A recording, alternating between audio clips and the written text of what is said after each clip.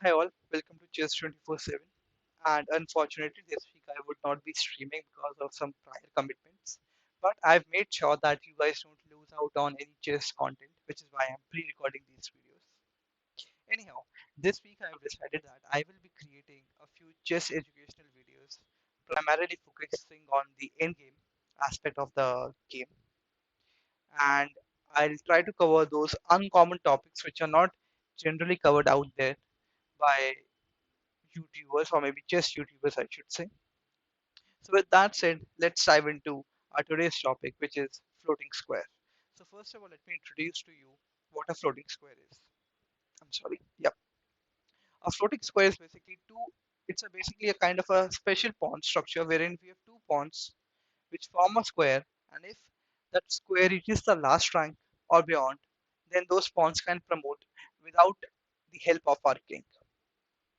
In other cases, or the other way to put would be like we can see that the pawn on a3 and c3 they form a square, and that square reaches the last rank of the board. Then these two pawns can promote without involving our king on h7. However, if the square does not reach the last row or beyond, then the opponent's king can capture those pawns and maybe hold that position. We'll see how it goes about in the forthcoming positions. But for the moment, let's focus on the position at hand. We can see that there are two pawns, one on a3, one on c3, and also one on g6.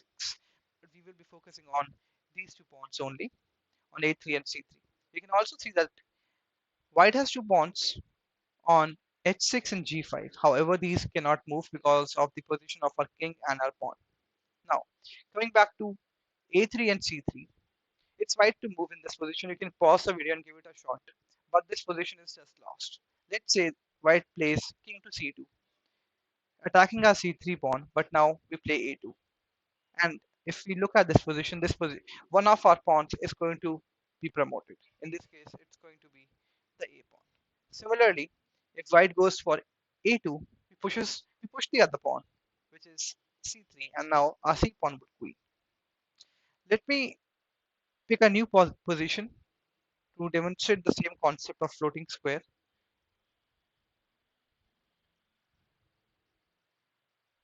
Great. So we have another set of position here, and we have another set of floating squares, which are formed by the pawns on a6 and e6. So if I create a pawn, or I should say, if I create a floating square of these pawns, this is going to be the square of the pawn. And again, since the square does not reach the end of the board or beyond, these two pawns cannot really promote without the help of our king. In fact, the white king, if he plays prudently, can hold this position. Again, the white pawn on h6 and g5, they are not going to, I mean, they cannot really move considering the position of our king and pawn on g6. So with that said, let me just click on the analysis board. So the best way now, let's say if you try to run for one of the pawns. For let's say if you try to play b4 and try to catch the a pawn, we simply push the other pawn. Now, if you are still persistent on capturing the a pawn with move a5, we just push the pawn again. And you cannot really capture on a5 because then you will be away from the square of the pawn. I guess you would be aware of the concept of square of the pawn. In case you don't, you can let me know and I can create a video on that. But I guess it's a pretty common concept in chess and games. But again, if you don't know about this, let me know and I'll create a video on this.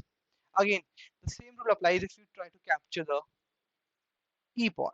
The best way in this case is to not commit our king to any of the pawns.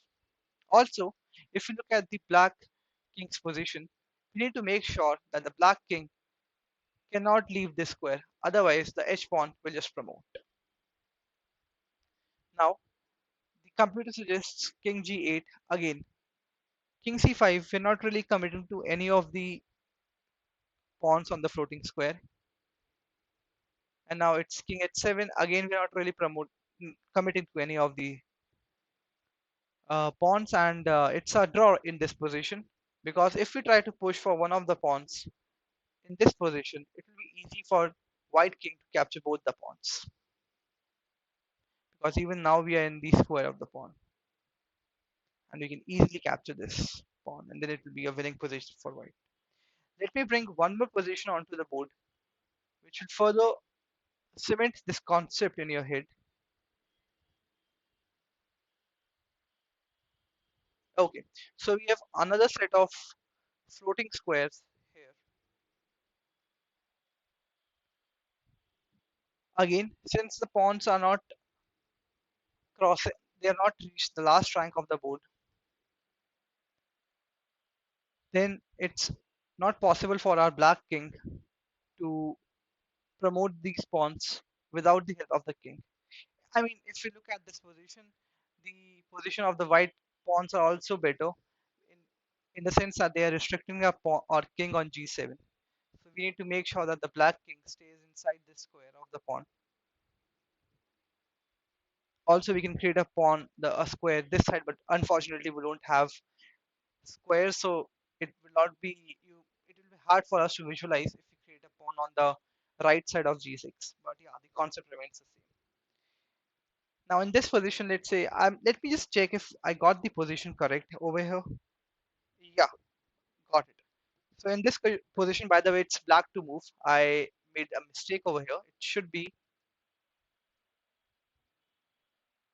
black to move instead of white to move.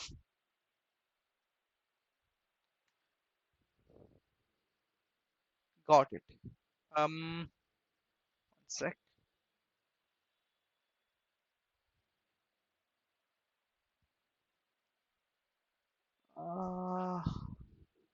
Okay, let me just make a triangulation with the white king.